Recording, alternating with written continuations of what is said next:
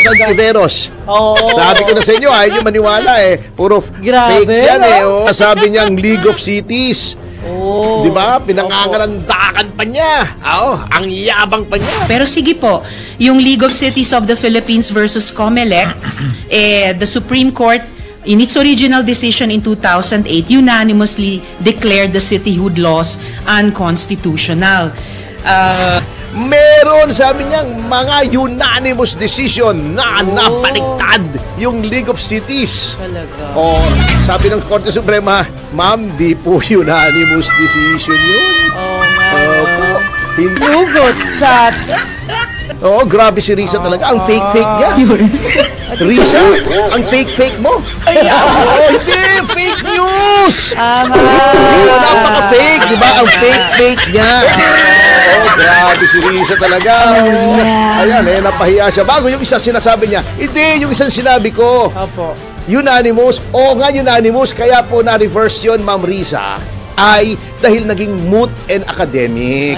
Ang hirap kasi kapag ang isang tao ay playing lawyer. Madadan Fernandez ka talaga. Tama, sir. Tama, sir. Ay, nako. Parang si Dan Fernandez, playing lawyer. Yan, syempre po. Speaking of paugat. Nagkaugat-ugat. Santiveros. Sabi ko na sa inyo, ayaw nyo maniwala eh. Puro fake yan eh. Ang news ni Risa, yung sinasabi niyang League of Cities. Di ba? Pinangangalandakan pa niya. Ang yabang pa niya.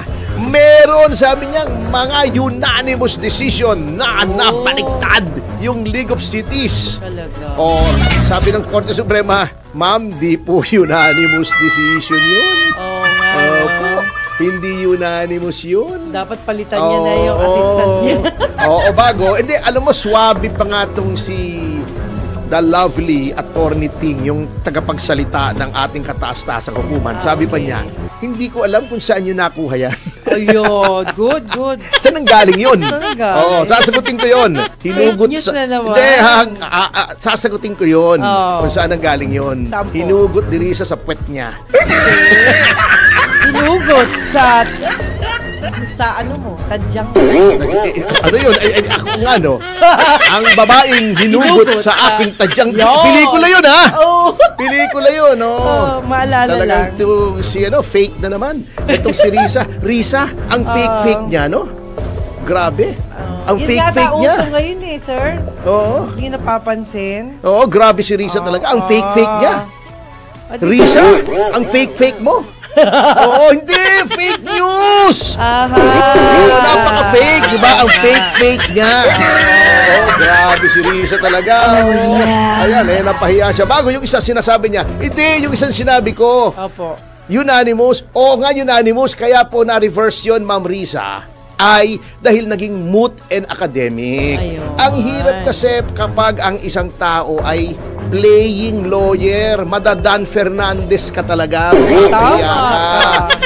Tama, sir. Ay, nako. Parang si Dan Fernandez, playing lawyer.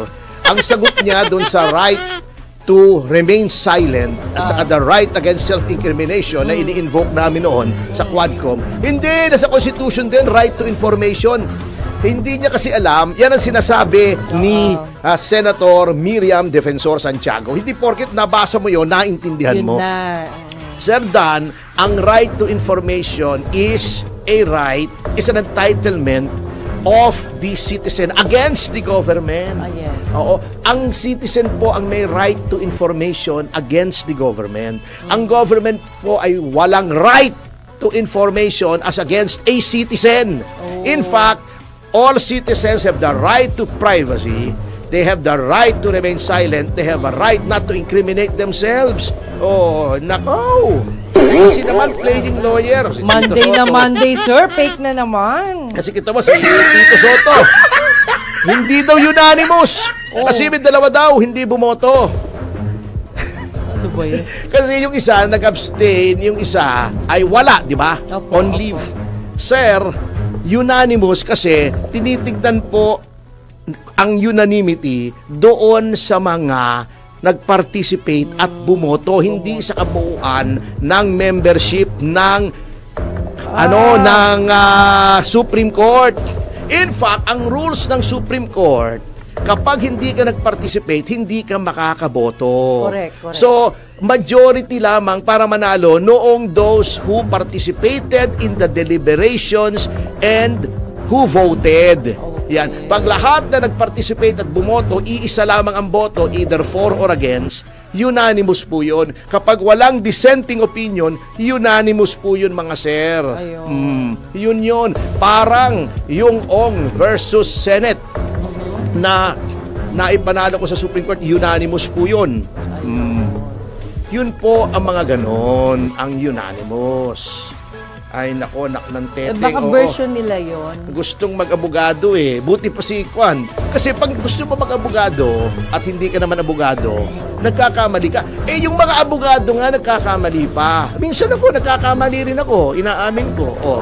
Si Teddy Te, laging mali. Kaso yung problema kay Teddy Te, pagka nagkakamali siya, patay yung kliyente. Hindi maganda yung magkakamali ni Teddy. At least ako, medyo, pag nagkakamali ka, nagmumulta. Ganon ha. Yes, sila namamatay. Si Jess Falsis, lumalabas. Lumalabas na kahiya-hiya. Kayo kasi may kayo sa win-win solution. Yun. Nagkakamali rin tayo. May mga natalo rin tayo. Inaamin naman natin. Hindi naman tayo katulad ng Rizon Tiveros na napakagaling. Siya lang ang magaling. Di ba? Kengkoy po yung discussion ni Rizon Tiveros. Sinasabi ko sa inyo. Yan, nasopla siya. Hindi mukha siyang eng-eng ngayon. Senator pa naman. Kaya ingat ka kapag ikaw ay senador. Si Kiko Pangilinan nga ang daming mali di ba tinanong niya, bakit daw nagbotohan muna bago nag-explain? Ala. Oo. Sabi nila, kasi di ba sabi niya kay Chis Escudero, ang rules iba. Sabi niya, hindi nga yan ang rules. Ngunit kapag may isang miyembro ng Senado na nag-motion na ibahin yung rules just for that period, pro hac vice ang tawag doon, just for that purpose, pwedeng ibahin. Nag-move si Zubiri. Di na pahiya si Kiko. Yun ngang injunction banat siya ng banat. Sabi niya, kung ang intensyon pala ng Korte Suprema ay hindi tayo magtuloy, dapat nag-issue ng injunction. Immediately executory na nga, bakit may injunction pa? Wala nga jurisdiction, paano may injunction? Sabi nga ni Chis Escudero, what is there to enjoin? Correct. Puro grasping at straws na katulad nitong si Escuna, Kingkoy. Sabi niya, hindi daw one complaint a year, once a year. Ano ba yan? One complaint a year, isang reklamo kada taon. Isang beses, isang taon. Correct. Anong pagkakaiba nun? Yung once a year, hindi yun. Kasi magiging tuloy-tuloy na yun. Kaya nga That weird is nga once a year. Sabi ko nga, tapos na ang trabaho ni Ascuna, ginawa na niya yung konstitusyon. Hindi niya pwedeng i-interpret. Ginawa niya. Huwag siyang mag-interpret. Although valuable yung kanyang insight to arrive at the mens legislatoris, yung mind noong legislator, that is only an aid, that is not conclusive. So, tumahimik na po kayo. Puro kapwitan naman ang sinasabi nyo na magulo kayo Kasama ba yun sa bar exam? Alin? Yung mga sitwasyon na ganyan? Hindi ko alam yung ibang bar kasi isang beses lang naman ako nagbar Nilalagay po nila. Hindi naman ako katulad ng isang taga-Liberal Party, 3 beses nagbar bago pang-4 pumase. Kala ko sasagot mo sa akin. Kala ko sasagot mo thrice a year. Ay. Ay nako, yung sinasabi nga ni Tito Soto na hindi daw unanimous. Ito ang sagot ko doon sa sinabi ni Senator Tito Soto na hindi unanimous yung desisyon ng Korte Suprema. Sige nga po. Ito ang sagot ko. Acheche! Ano ba yun? Kala ko mahaba. Joke yun Joke yun! Opo. Tama. Acheche! Ay nako, attorney.